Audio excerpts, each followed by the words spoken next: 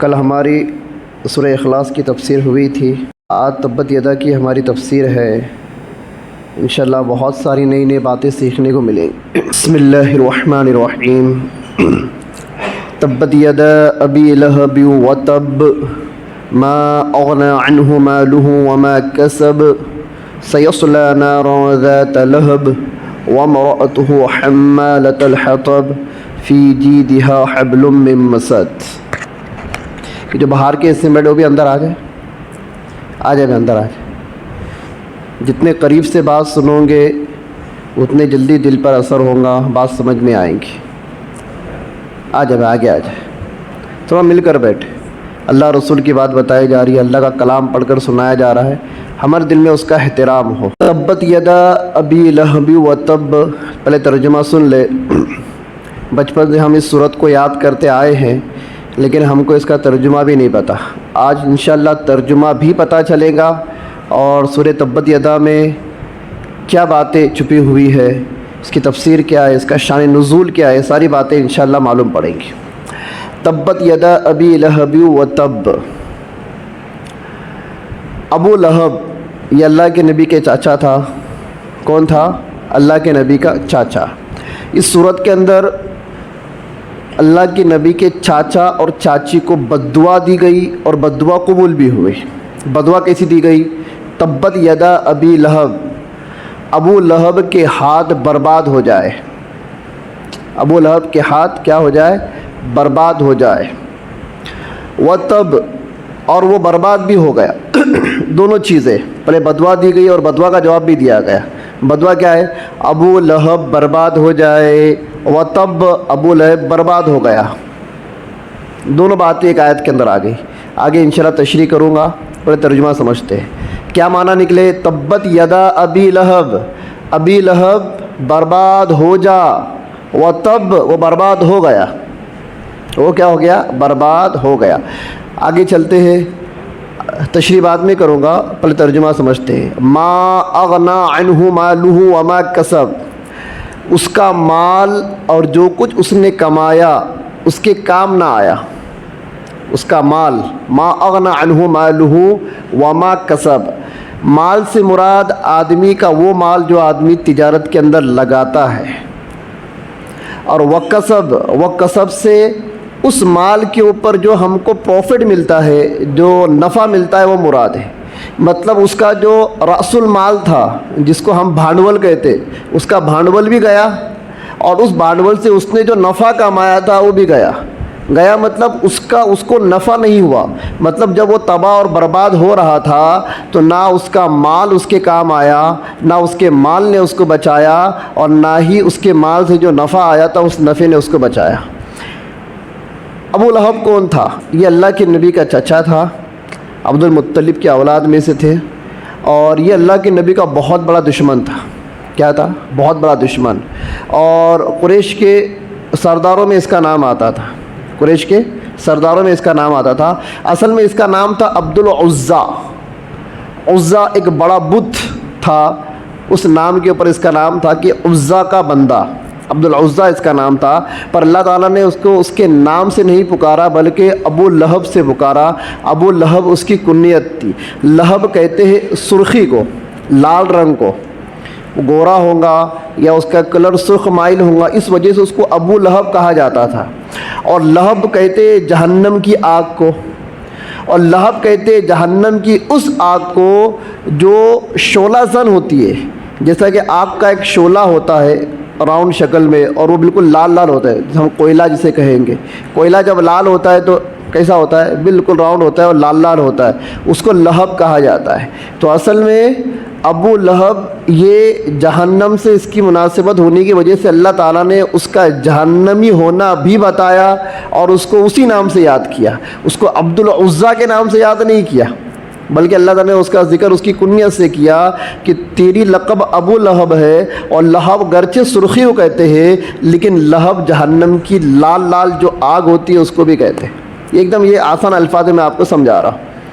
تو ابو لہب کون تھا؟ اللہ کے نبی کا چچا تھا۔ کون تھا؟ چچا تھا۔ یہ اللہ کے نبی کا بہت بڑا دشمن تھا۔ اور اللہ کے نبی کو ہر طرح سے پریشان کرتا تھا، اور اس کی پریشانی کٹر دشمنی کی حد تک تھی، ایسا نارمل نہیں، بلکہ ایسا چھپ چھپا کر اللہ کے نبی کو ستانا تھا، بلکہ علل اعلان اللہ کے نبی کو ستایا کرتا تھا۔ اور اس کی بیوی بھی، اس کی جو عورت تھی، اس کی بیوی جو تھی، اس کا ذکر آگے آئے گا، اس کی بیوی بھی اللہ کے نبی کی جانی دشمن تھی۔ اور یہ دشمنی کس وجہ سے ہوئی تھی؟ اس وجہ سے ہوئی تھی کہ اللہ کے نبی آسمانی دین لے کر آئے تھے، اللہ کے نبی دین اسلام لے کر آئے تھے۔ دین اسلام کو لانے کی وجہ سے یہ لوگ کیا ہو گئے؟ اللہ کے نبی کے دشمن ہو گئے۔ اب شان نزول کو سمجھتے، کل میں نے آپ کو شان نزول بتا دیا تھا، قرآن کی جو آیتیں ہوتی ہے یہ کس پس منظر میں نازل ہوئی، اس کو شان نزول کہا جاتا ہے۔ اس کا شان نزول اس طرح سے ہوا کہ اللہ کے نبی کو جب سب سے پہلے جب کلمہ دیا گیا، نبوت دی گئی، تو اللہ کے نبی نے چھپ چھپ کر اپنے اسلام کی دعوت دی۔ پھر ایک وقت آیا، اللہ کے نبی کو حکم ہوا کہ نبی جی اب علی الاعلان دعوت دو۔ کیسی دعوت دو؟ آیت شریفہ نازل ہوئی وَأَنذِرْ عَشِيرَتَكَ الْأَقْرَبِينَ، سب سے پہلے اپنے قریبی رشتہ داروں کو ڈراؤ۔ کیسے ڈراؤ؟ بت پرستی اور یہ کفر اور شرک، اس کا جو وبال جو ہونے والا ہے قیامت میں بڑا خطرناک ہونے والا ہے، اس سے کیا کرو؟ ان کو ڈراؤ کہ بت پرستی کیا ہے؟ بالکل حرام ہے۔ شرک کرنا کیا ہے؟ بالکل حرام ہے۔ اس سے کیا کرو؟ اپنے گھر والوں کو ڈراؤ، اپنے خاندان والوں کو ڈراؤ۔ تو اللہ کے نبی مکہ کے اندر کوئی صفا ہے، صفا کی ایک پہاڑی، اس پہاڑی کے اوپر چڑھ گئے اور آواز لگائی یا صباحاؤ، اس طرح سے اللہ کے نبی نے آواز لگایا۔ اور یہ جملہ اس وقت کہا جاتا تھا جس وقت کوئی خطرناک خبر دینا ہوتی تھی، کوئی ایسی خبر بھائی جس کے اندر تشویش ہے، کوئی اہم خبر دینا ہوتی تھی نا، اس وقت اس طرح کے آواز لگائے جاتے تھے۔ تو اللہ کے نبی نے الگ الگ خاندان والوں کو ان کے نام سے پکارا، بنی عبد مناف، بنی قریش، بنی عبد المطلب، اس طرح سے نام سے پکارا اور سارے اپنے خاندان والوں کو اس پہاڑ کے دامن میں جمع کیا۔ اب آواز ایسی لگائی کہ اس آواز سے ہر بندہ میدان میں آ گیا، کیونکہ وہ آواز ہی ایسی تھی، اہل عرب وہ آواز اس وقت لگاتے تھے جب کسی بات کا خطرہ ہو۔ اللہ کے نبی نے بس اس خطرے کی جھنڈی دکھا کر کیا کیا؟ آواز دیا۔ جب سارے قریش کے سردار لوگ، خاندان والے جب جمع ہو گئے تو اللہ کے نبی نے فرمایا یا ایھا الناس قولوا لا الہ الا اللہ تفلحون، اے لوگو لا الہ الا اللہ کہو تم کامیاب ہو جاؤ گے۔ لیکن اس سے پہلے اللہ کے نبی نے ایک شرط لی۔ وہ شرط کیا لی؟ کہ اے عبد مناف، اے عبد المطلب، اگر آج میں تم کو یہ خبر دوں کہ کوہ صفا پہاڑی کے پیچھے ایک لشکر جرار ہے، ایک خونی لشکر ہے، وہ لشکر صبح شام کبھی بھی تمہارے اوپر حملہ کر سکتا ہے اور وہ حملہ کر کے تم کو ختم کر دے گا، کیا تم میری اس بات کو مانو گے؟ کیا اس خبر کو تم میری سچی مانو گے؟ سب نے بیک آوان کہا، بیک آواز ہو کر کہا اے محمد تم تو صادق اور امین ہو، تم کیا ہو؟ سچے اور امانت دار ہو، تمہاری بات کو کون جھٹلائے گا؟ ہم تمہاری بات کو بالکل سچ مانیں گے۔ پھر اللہ کے نبی نے کہا اگر تم مجھ کو صادق اور آمین سمجھتے ہو، مجھے سچا سمجھتے ہو، تو میں تم کو جہنم کی آگ سے کیا کرتا ہوں؟ ڈراتا ہوں۔ تم ایمان لے آؤ، تم اللہ کو ایک مانو، اور جتنے بتوں کو تم پوجتے ہو ان کو ختم کر دو۔ ان کے اندر نہ نفع دینے کی طاقت ہے، نہ یہ کسی کو نقصان پہنچا سکتے ہیں، یہ بے جان مخلوق ہے، یہ تمہارے ہاتھوں سے بنائے ہوئے جن کی تم پوجا پاٹ کرتے ہو، یہ اصل نہیں ہے، اصل اللہ کی ذات ہے۔ اصل کیا ہے؟ اللہ کی ذات ہے، اور اللہ کی ذات کو تم ایک مانو گے تو تم کامیاب ہوں گے، ورنہ تم کامیاب نہیں ہوں گے۔ یہ تھی اسلام کی سب سے پہلی دعوت، کلمے کی سب سے پہلی دعوت جو اللہ کے نبی نے کوہ صفا پہاڑی سے سب سے پہلے اپنے خاندان والوں پر کی۔ یہ سب سے بڑی دعوت تھی۔ اب ہوا یہ کہ بہت سارے لوگ تو مسلمان ہو چکے تھے خفیہ طور پر، وہ بھی جمع ہو گئے تھے، اور بہت سارے کفار مکہ ایسے تھے جو ابھی تک اسلام میں نہیں آئے تھے، تو اس آواز کو سن کر وہ غصے میں ابھر گئے۔ اور ابو لہب جو تھا یہ تو کچھ زیادہ غصے میں آ گیا، اس کا ایگو ہرٹ ہو گیا، کیونکہ یہ سب سے بڑا پجاری تھا۔ کون تھا؟ یہ بتوں کا سب سے بڑا پجاری، اور اس کا نام بتوں کے اوپر رکھا گیا تھا عبد العزیٰ، تو سمجھ لیں یہ بہت بڑا پجاری تھا۔ یہ سب سے زیادہ ہرٹ ہوا، اور اس نے اللہ کے نبی کو ایک جملہ کہا تبت لک لہذا جمعتنا، اے محمد تو تباہ ہو جائے، تو برباد ہو جائے، نعوذ باللہ۔ ایک دم سخت جملے اللہ کے نبی کی شان میں کہا، مطلب ایک طرح سے اللہ کے نبی کی گستاخی کی، شان میں گستاخی کی۔ اللہ کے نبی کی شان میں گستاخی کرنے والا کا دنیا میں رہنے کا کوئی حق، کوئی رائٹ نہیں ہے۔ اللہ نے اس کو ختم کیا۔ کیسے کیا؟ سمجھتے ہیں. کیا کہا؟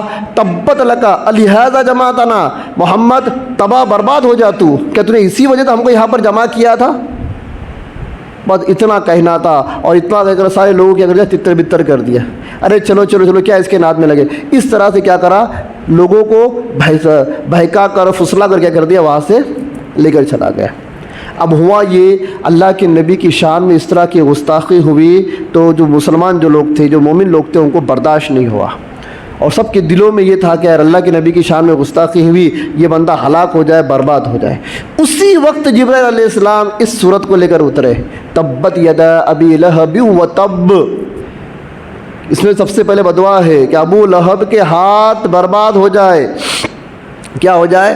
برباد ہو جائے. و تب، اور وہ برباد ہو گیا، وہ برباد ہو گیا. ما اغنا عنہ مالہ وما کسب. اس آیت کو اللہ نے کیوں اتارا؟ نہ اس کا مال اس کے کام آیا، نہ اس مال سے اس نے جو پروفٹ کمایا تھا وہ اس کے کام آیا. اصل میں جب اللہ کے نبی دین کی دعوت دیا کرتے تھے تو اللہ کے نبی جہنم کی آگ سے ڈرایا کرتے تھے. اور یہ مالدار تھا. کون تھا؟ بڑا مالدار تھا. تو یہ کیا کہتا تھا؟ یا میں تو بڑا رئیس زادہ ہوں، بڑا مالدار ہوں، یہ جو جہنم وہنم کی باتیں جو تم کر رہے ہو نا، میں اپنا مال خرچ کر کے جہنم سے بچ جاؤں گا. جیسے کہ نوح علیہ السلام کے بیٹے نے کہا تھا، سآوی الی جبل یعصمنی من الماء. جب نوح علیہ السلام نے کہا تھا کہ بیٹا کشتی میں آ جا، ایک بڑا طوفان آنے والا ہے، اس سے بچاؤ کا ایک ہی راستہ ہے، اللہ نے جو یہ کشتی بنانے گئے، اس کشتی میں تو سوار ہو جا. تو اس بیٹے نے کیا کہا تھا؟ سآوی الی جبل یعصمنی من الماء.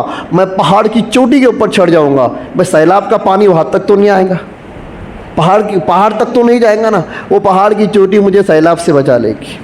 قال لا عاصم اليوم من امر الله الا من رحم وحال بينهم الموج فكان من المغرقين. 12ویں پارے میں اس کا ذکر آئے گا انشاءاللہ.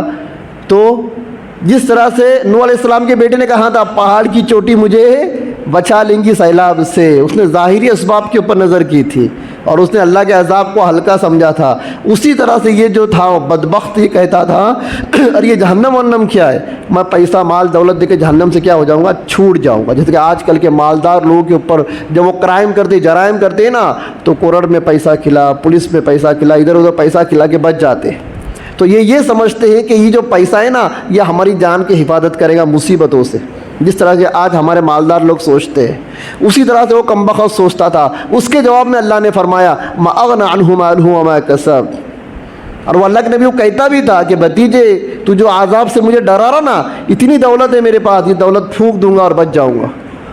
تو اس کے جواب میں اللہ نے یہ آیت نازل کی ما اغنى عنہ مالہ وما کسب، کہ نہ اس کا مال، اس کا بھنڈول اس کے کام آیا، اور نہ ہی اس کا جو نفع اس نے کمایا تھا، پروفٹ جو کمایا تھا، وہ اس کے کام آیا. آگے چلتے ہیں. ایک لفظ آیا تبت یدا، یدن کا لفظ آیا. ابو لہب کے ہاتھ برباد ہو جائے. ہاتھ کیوں کہا؟ ہاتھ بول کر اہل عرب پورے وجود کو مراد لیتے ہیں. کیا کرتے ہیں؟ پورے وجود کو مراد لیتے ہیں. ایک حدیث شریف کے اندر آتا ہے، اما عائشہ رضی اللہ عنہ فرماتی ہے کہ بندہ سب سے پاک رزق جو کھاتا ہے وہ اس کے ہاتھ کی کمائی ہے. وہ اس کے ہاتھ کی کیا ہے؟ کمائی ہے. اور بندے کی اولاد بھی اس کا کسب ہے، اس کے ہاتھ کی کیا ہے؟ ہاتھ کی کمائی ہے. پتہ ہی چلا کہ اہل عرب ہاتھ سے پورا وجود مراد لیتے. جیسے آپ نے قرآن کی آیات پڑھی ہوں گی، ما قدمت یداک وما تقدموا بایدیکم لا تلقوا بایدیکم الی التہلکہ. اپنے ہاتھوں کو تباہی کے اندر مت ڈالو، مطلب خود کو تباہی میں مت ڈالو. اس لیے یہاں پر جو ہاتھ جو ذکر کیا ہے، اس ہاتھ سے مراد اس کا وجود ہے. اور اہل عرب کو جب یہ بتانا ہوتا تھا کہ تو برباد ہو گیا، تو یہ کہتے تھے کہ تیرے ہاتھ برباد ہو جائے. تو اس سے مراد یہ لے جاتا ہے کہ تو کیا ہو جائے؟ برباد ہو جائے. اسی مناسبت سے اللہ تعالیٰ نے یہاں پر بھی ید کا استعمال کیا. اب ابو لہب کا انجام کیا ہوا اس کو سمجھتے ہیں. ابو لہب کا انجام یہ ہوا، اور اس بدعا کا اثر یہ ہوا جنگ بدر ہونے کے بعد. کون سی بدر؟ پہلا جب اسلام کا جو معرکہ ہوا جنگ بدر. جنگ بدر ہونے کے بعد 7 دن کے بعد عدسہ نامی ایک طاعون کے اندر وہ گرفتار ہو گیا. عدسہ ایک طاعون کی فنسی آتی ہے جو بغل کے اندر آتی ہے. کہاں آتی ہے؟ بغل میں. اور وہ فنسی بڑھتے اس کا اثر پورے بدن کے اندر کیا ہو جاتا ہے؟ پھیل جاتا ہے. اسے طاعون کہا جاتا ہے. کیا جب प्लेग, ताउन कहा जाता है, उस ताउन के अंदर वो मुब्तला हो गया।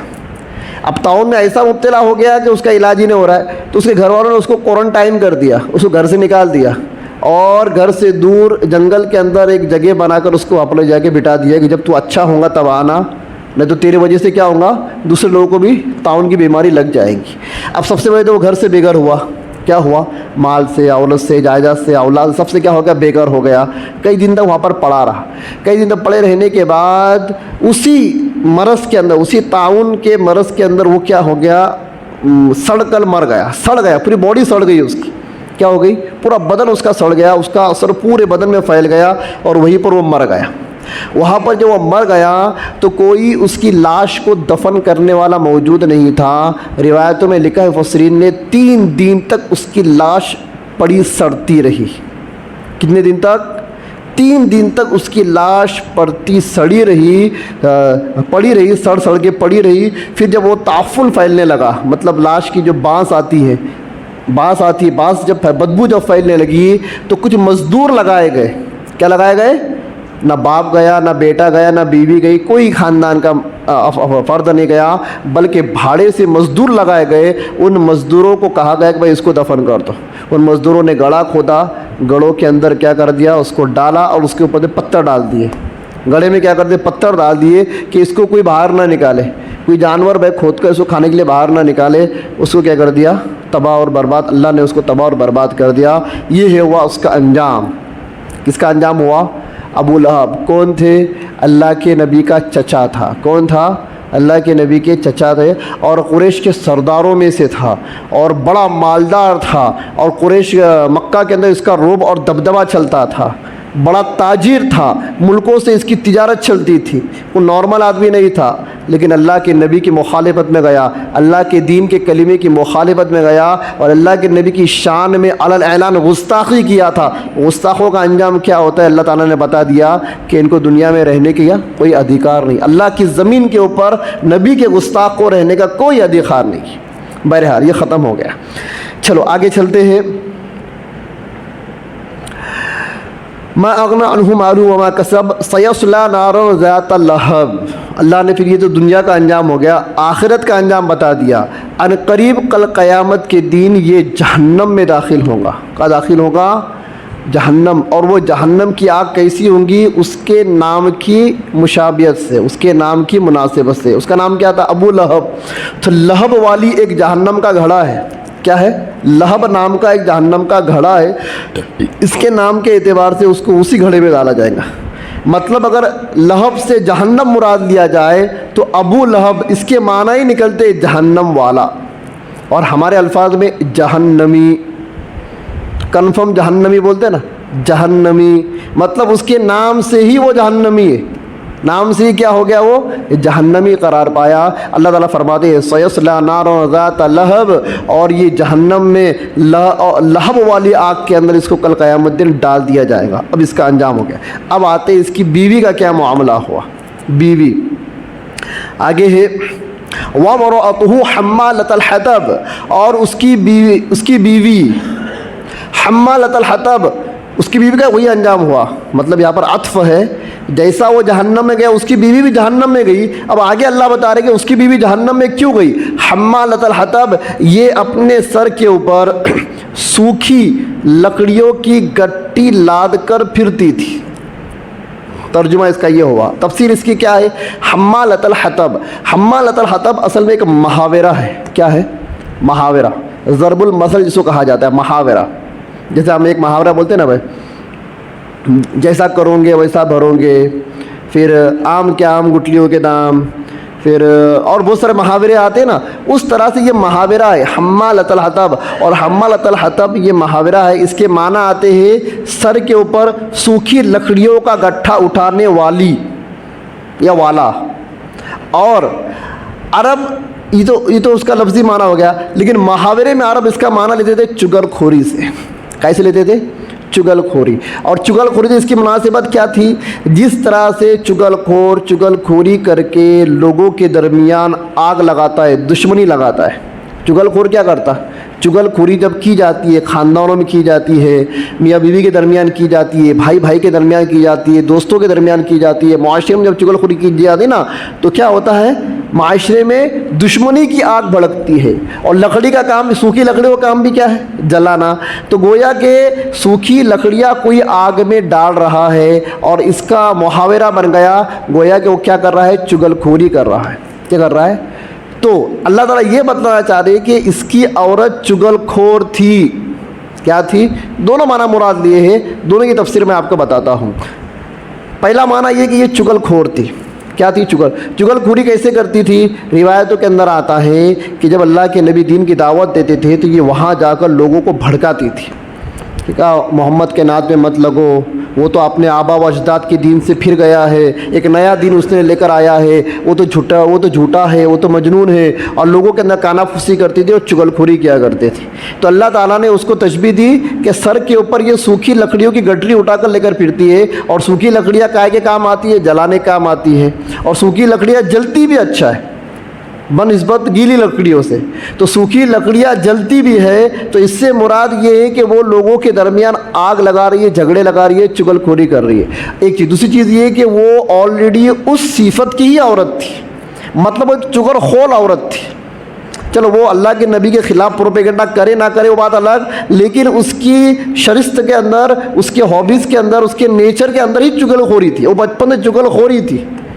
اللہ تعالیٰ بتا رہے کہ یہ چغل خور عورت تھی۔ کیا تھی؟ چغل خور۔ ایک معنی تو یہ ہو گیا۔ دوسرا معنی علماء نے یہ بیان کی ہے حمالۃ الحطب، اس سے مراد واقعی میں وہ اپنے سر کے اوپر خاردار لکڑیاں اٹھائے پھرتی تھی، اور جہاں جہاں سے اللہ کے نبی گزرا کرتے تھے اللہ کے نبی کے راستے میں کانٹے بچھایا کرتی تھی۔ کیا بچھایا کرتی تھی؟ کانٹے۔ اور جو لکڑیاں جو ہوتی نا وہ کانٹوں کے جھاڑ کی لکڑیاں ہوتی تھی، سوکھی لکڑیاں، اور اس کا مقصد یہ ہوتا تھا کہ یہ کانٹے محمد کے پیر میں چھبے۔ کسی کو جب کسی سے حسد جلن ہوتی ہے نا تو اس کو تکلیف دینے کے راستے وہ ڈھونڈتا ہے۔ یہ اللہ کے نبی کی دشمن تھی۔ اس کا مقصد کیا تھا؟ عورتیں جو ہوتی نا سامنے سے وار نہیں کرتی، مرد سامنے سے وار کرتا ہے، اور عورت ہمیشہ پیچھے سے وار کریں گی، کیونکہ اس کے اندر بہادری نہیں ہوتی، بہادری مرد کے اندر ہوتی ہے، اور مرد اپنی دشمنی بھی بہادری کے ساتھ نبھاتا ہے، پر عورت کی جو دشمنی ہوتی ہے نا بہادری کے ساتھ نہیں ہوتی، اس لیے کہ عورت میں بہادر پنا نہیں ہوتا، بزدلی ہوتی ہے۔ اس لیے ہمیشہ عورتیں پیچھے سے وار کریں گی، سامنے تو بہت میٹھی میٹھی باتیں کریں گی، آپ کے گھر میں آئیں گی، آپ کے بچے کا کیا چلا، آپ کے شوہر کا کیا چلا، آپ کا اس کا کیا چلا، کاروبار کیسا چل رہا، فلاں یہ آ رہا، کون آ رہا، کون، ساری باتوں کے علم حاصل کریں گی، اور دوسرے گھر میں جا کے اس کے وہاں ایسا چلتا، اس کے وہاں وہ چلتا، اور اس کا دولہا تو ایسا ہے، اور اس کا کاروبار تو یہ، کیا کریں گے، ادھر کی باتیں ادھر لگانا، ادھر کی باتیں ادھر لگانا، اور دونوں خاندانوں کے اندر جھگڑے لگا دینا، پڑوسی میں جھگڑے لگا دینا، میاں بیوی کے اندر جھگڑے لگا دینا۔ چغل خوروں کا یہی کام ہوتا ہے۔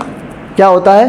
یہی کام ہوتا ہے۔ تو ایک معنی اس کے یہ مراد لیے ہیں کہ واقعی میں وہ اپنے سر کے اوپر لکڑیوں کی گٹھڑی اٹھائے پھرتی تھی، وہ لکڑیاں کانٹے دار ہوا کرتی تھی، اللہ کے نبی کے راستے میں وہ بچھاتی تھی تاکہ محمد جب بھی یہاں سے آیا جائے اس کے پیروں میں کانٹے چبھے۔ مطلب ایک وہ اللہ کے نبی کو تکلیف دینے کا کام کرتی تھی، اس لیے اس کو حمالۃ الحطب کہا۔ ایک معنی تو یہ ہو گئے۔ آگے چلتے ہیں۔ کچھ علماء نے نہیں، اس کے دو ہی معنی مراد ہے۔ پہلا معنی تو چغل خور، اور دوسرا معنی کہ وہ حقیقت میں لکڑیاں، کانٹے والی لکڑیاں اللہ کے نبی کے راستے میں بچھایا کرتی تھی۔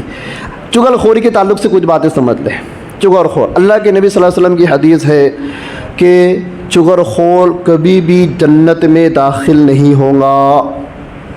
ایک حدیث شریف کے اندر آتا ہے کہ اللہ کے نبی صلی اللہ علیہ وسلم نے ارشاد فرمایا 3 لوگ جنت میں داخل نہیں ہوں گے۔ سب سے نمبر 1، کسی کا ناحق خون کرنے والا۔ کیا کرنے والا؟ ناحق خون کرنے والا، کسی کا مرڈر کرنے والا، بلا وجہ کسی کا خون کرنے والا۔ نمبر 2، چغل خوری کرنے والا۔ اور نمبر 3، وہ تاجر جو سودی کاروبار کرتا ہے، وہ تاجر جو سود کا کاروبار کرتا ہے، یہ تینوں جنت میں داخل نہیں ہوں گے۔ 2 راوی ہے، حضرت عطا رضی اللہ تعالی رحمۃ اللہ علیہ، امام شعبی یہ بھی کیا ہے، راوی ہے۔ ان سے انہوں نے تعجب سے پوچھا کہ چغل خور کو قاتل کے فہرست میں کیوں ذکر کیا؟ کیا چغل خوری کا گناہ اتنا بڑا ہے جتنا گناہ مرڈر کا ہے؟ تو انہوں نے کہا کہ جی ہاں، چغل خوری ہی کسی کا مرڈر کرنے یا کسی کا مال غصب کرنے کا ذریعہ بنتا ہے۔ یہ پہلی سیڑھی ہے۔ یہ کیا ہے؟ پہلی سیڑھی ہے۔ مطلب چغل خوری کا گناہ اتنا بڑا ہے کہ اللہ تعالیٰ قاتل کو جو سزا دیں گا وہی سزا کس کو دیں گا؟ چغل خور کو دیں گا۔ اللہ تعالیٰ ایک سود کھانے والا تاجر ہے، سودی کاروبار کرنے والا تاجر ہے، اس کو جو گناہ دیں گا، اس کا جو عذاب ہوگا قیامت کے دن، وہی عذاب کس کو ہوگا؟ چغل خور کو ہوگا۔ اس لیے ہمیشہ غیبت، حسد، چغلی، ان تمام چیزوں سے اپنے آپ کو بچانا چاہیے۔ حضرت فضیل بن عیاض رحمۃ اللہ علیہ فرماتے ہیں 3 چیزیں ایسی ہیں جو بندے کے اعمال صالحہ اور نیکیوں کو کھا جاتی ہے، روزدار کے روزے کو خراب کر دیتی ہے، وضو کرنے والے کے وضو کو خراب کر دیتی ہے، وضو بھی خراب ہو جاتا ہے اس سے۔ فرمایا وہ 3 چیزیں کیا ہے؟ سب سے پہلے چغل خوری۔ سب سے پہلے کیا ہے اس کے اندر؟ سب سے پہلے کیا ہے؟ چغل خوری۔ نمبر 2 غیبت۔ غیبت تعلق سے میں نے کل بتا دیا تھا، شاید جمعہ کے بیان نے بتایا تھا غیبت کسے کہتے ہیں۔ اور نمبر 3 جھوٹ۔ جھوٹ بات کرنا، غیبت کرنا، چغل خوری کرنا، یہ 3 عمل ایسے ہیں جو انسان کے نیک عمل کو ختم کر دیتے ہیں۔ اگر وہ روزے دار ہو تو اس کے روزے کو بھی خراب کر دیتے ہیں، وہ اگر وضو کر کے آیا ہو نماز پڑھنے کے لیے تو اس کی وضو بھی خراب ہو جاتی ہے، درمیان میں اگر اس نے جھوٹ بولا، چغل خوری کی یا غیبت کی۔ اتنا خطرناک گناہ ہے چغل خوری کا اور غیبت کا۔ بہرحال یہ جو تھی ابو لہب کی بیوی، یہ کیا تھی؟ چغل خور تھی۔ چغل خوری کے ساتھ ساتھ اللہ کے نبی کو تکلیف بھی دیا کرتی تھی، اس وجہ سے یہ بھی کیا ہے؟ جہنمی ہے۔ ابو لہب کی بیوی کون تھی؟ اس کو سمجھ لیتے ہیں۔ اس کا نام تھا بنت حرب بن امیہ۔ یہ ابو سفیان کی بہن تھی۔ کس کی بہن تھی؟ ابو سفیان۔ ابو سفیان کون تھے؟ ایک بڑے سردار تھے مکہ کے، جو صلح حدیبیہ کے بعد ایمان میں داخل ہو گئے تھے۔ 1-2 جنگیں اللہ کے نبی کے خلاف لڑے انہوں نے۔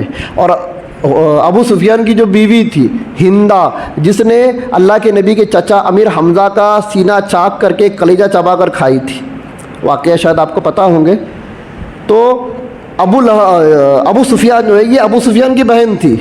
اس کا نام بنت حرب ہی آتا ہے روایتوں کے اندر، اور یہ اپنی کنیت سے مشہور تھی۔ اس کی کنیت تھی ام جمیل۔ کیا کنیت تھی اس کی؟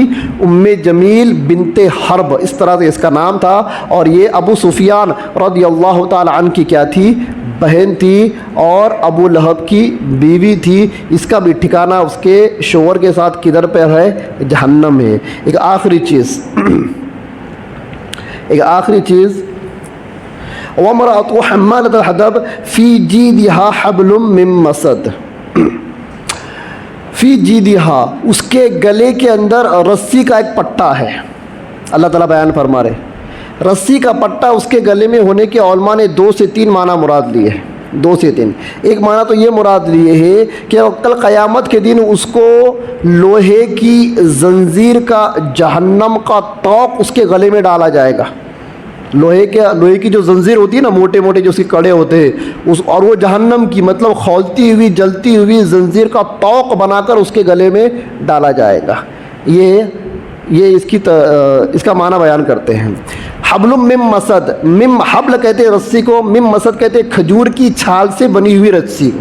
کسے کہتے ہیں؟ کچھ علماء نے، کچھ مفسرین نے کھجور کی چھال کی رسی مراد لیا ہے۔ مطلب یہ کہ کھجور کی چھال کی جو رسی ہوتی ہے وہ بڑی مضبوط ہوتی ہے، اس کے جو تانے بانے بنے جاتے ہیں نا، بڑے مضبوط بنے جاتے ہیں تاکہ وہ ٹوٹے نہ، اور وہ اس رسی سے اپنے سر کے اوپر جو لکڑیاں اٹھاتی تھی اس کو باندھتی تھی۔ کیا کرتی تھی؟ باندھتی تھی۔ فی جیدہا حبل من مسد، اس کے گلے کے اندر کھجور کے چھال کی رسی ہے۔ ایک معنی یہ ہو گیا، اور دوسری معنی اگر مراد لیے، کل قیامت دن جہنم کے اندر اس کے گلے کے اندر جہنم کی زنجیر کا طوق ڈالا جائے گا۔ 2 چیز۔ تیسری ایک چیز علماء نے، مفسرین نے بیان کی ہے، جو کہ تھوڑی کمزور ہے واقعے کے اعتبار سے۔ کیوں کمزور ہے؟ لکھا ہے کہ وہ جو رسی جو تھی، جس سے وہ لکڑی کا گٹرا باندھا کرتی تھی، اس کو اپنے گلے میں ٹائٹ ڈالا کرتی تھی کہ اوپر سے وہ گرے نہ، سپورٹ کے لیے۔ پر ایک جگہ ایک بار کیا ہوا، وہ جنگل سے لکڑیاں لے کر آ رہی تھی، وہ لکڑیوں کا گٹڑا گر گیا، اب وہ وزن تھا، باندھا ہوا تھا، اور اس کا ایک سرا اس کے گلے میں تھا، تو یہ بھی گری اور اس کے گلے کے اندر پھانسی کا پھندا بن گیا، اس کا گلا گھٹنے کی وجہ سے وہ کیا ہو گئی، مر گئی۔ لیکن واقعے کے اعتبار سے یہ بات کمزور معلوم ہوتی ہے، اس لیے کمزور معلوم ہوتی ہے کیونکہ ابو لہب جو تھا بڑا مالدار تھا۔ مالدار کی بیوی کیسی ہوتی ہے؟ تھوڑا بھی پیسہ آیا تو بیویاں کیسی ہوتی ہے؟ یہ تو مالدار تھا، کیا تھا، بڑا تاجر تھا۔ اور کسی مالدار تاجر کی بیوی سے آپ یہ توقع کر سکتے ہو کہ وہ جنگل میں جائیں گی، وہ لکڑیاں توڑ کر لائیں گی؟ ارے سیٹھانی جو ہوتی ہے گھر کی، وہ گھر کے کام کرتی کیا؟ نہیں کرتی نا، نوکر چاکر سے کام کراتے۔ تو جب یہ اس کا دولہا اتنا مالدار تھا تو اس کو لکڑیاں توڑ کر لانے کی ضرورت کیا؟ جب دولہا اتنا کما رہا ہے تو بیوی محنت کیوں کرے؟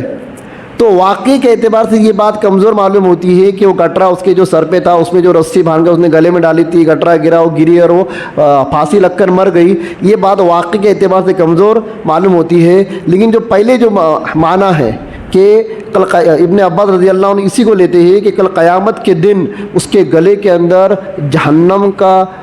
جہنم کی زنجیروں کا توق ڈالا جائے گا، اس وجہ سے کہ یہ اپنے سر پہ جو گٹھری اٹھا کر جو پھرتی تھی، جس میں کانٹے ہوا کرتے تھے، اور ان کانٹوں کو وہ اللہ کے نبی کے راستے میں ڈالا کرتی تھی، اس عمل کی وجہ سے اللہ نے جہنم میں اس کے لیے ایک زنجیر، ایک توق تیار کیا ہے، اور وہی توق کے اندر اس کو کیا کیا جائے گا، جہنم میں ڈالا جائے گا۔ ایک معنی یہ بیان کیے، ایک اور معنی بیان کیے ہے کہ کل قیامت کے دن جہنم کا ایک درخت ہے، زقوم اس کا نام ہے۔ کیا نام ہے؟ زقوم۔ اور یہ کانٹے دار درخت ہے، اور اس میں آگ ٹپکتی ہے۔ کیا ٹپکتی ہے؟ آگ۔ جب جہنمی چلائیں گے کھانا کھانا، کھانا دو، کھانا دو، کھانا دو، تو زقوم کا درخت جو کانٹے دار ہوتا ہے وہ اس کو دیا جائے گا کھانے کے لیے، اور جب جہنمی اس کو کھائے گا تو کانٹے اس کے حلق میں، جبڑے میں سب تب اٹکیں گے، اور اس سے اس کو اور زیادہ تکلیف، اور زیادہ اس کو کیا ہوگا، عذاب ہوگا۔ تو کچھ علماء نے یہ بھی لکھا ہے کہ یہ کیا کریں گی، جہنم کے اندر زقوم کے درخت جو کہ کانٹے دار درخت ہے وہ توڑ توڑ کر لائیں گی اور اپنے شوہر کو کھلائیں گی۔ کچھ علماء نے یہ بھی معنی اس کے مراد یہ ہے، لیکن زیادہ درست معنی یہی سمجھ میں آتے ہیں کہ کل قیامت کے دن اس کو جہنم کا توق پہنایا جائے گا، جو کہ بڑا مضبوط ہوگا، زنجیر کی طرح۔ زنجیر کتنی مضبوط ہوتی ہے، اس طرح سے مضبوط ہوگا۔ مطلب یہاں پر ان ساری باتوں کو بیان کرنے کا مقصد یہ ہے کہ یہ کنفرم جہنمی ہے، اور جہنم کے اندر اس کا عذاب بھی کیا ہوگا، بڑا دردناک ہوگا۔ وجہ کیا؟ وجہ اس وجہ سے کہ یہ دونوں شوہر اور بیوی اللہ کے نبی صلی اللہ علیہ وسلم کے اور اللہ کے دین کے دشمن تھے۔ آگے بات سمجھ میں؟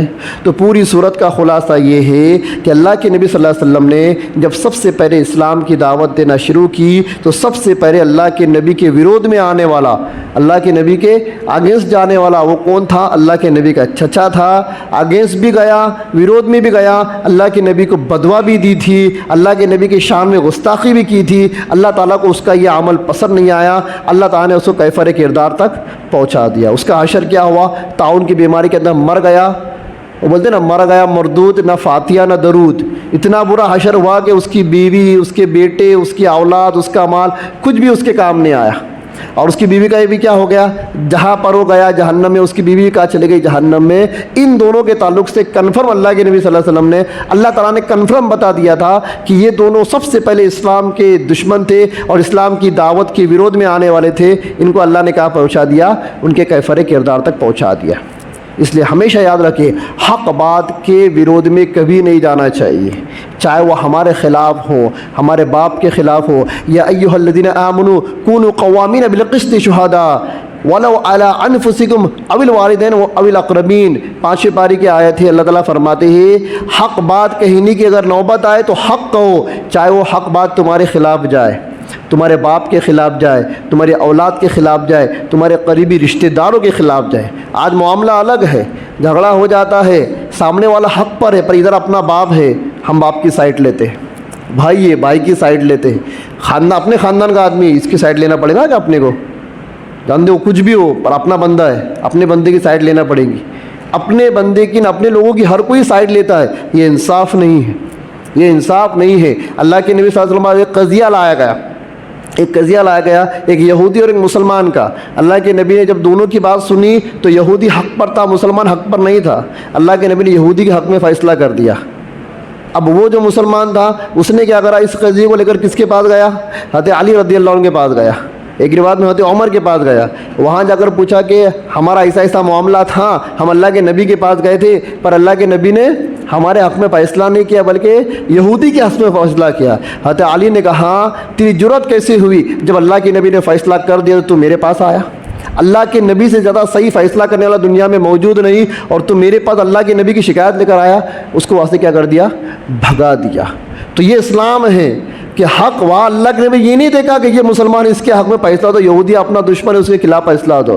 نہیں, وہ یہودی سچا تھا اس معاملے کے اندر, تو یہودی کے حق میں اللہ کے نبی نے فیصلہ دیا اور مسلمان کے حق میں فیصلہ نہیں دیا. یہ اس بات کی طرف اشارہ ہے حق بات چاہے ہمارے خلاف کیوں نہ جا رہے ہو, حق بات کہو. کل قیامت کے دن سب سے پہلے انصاف کو تولا جائے گا کہ تم نے اپنی زندگی میں کتنا انصاف کیا اور کتنی ناانصافی کی.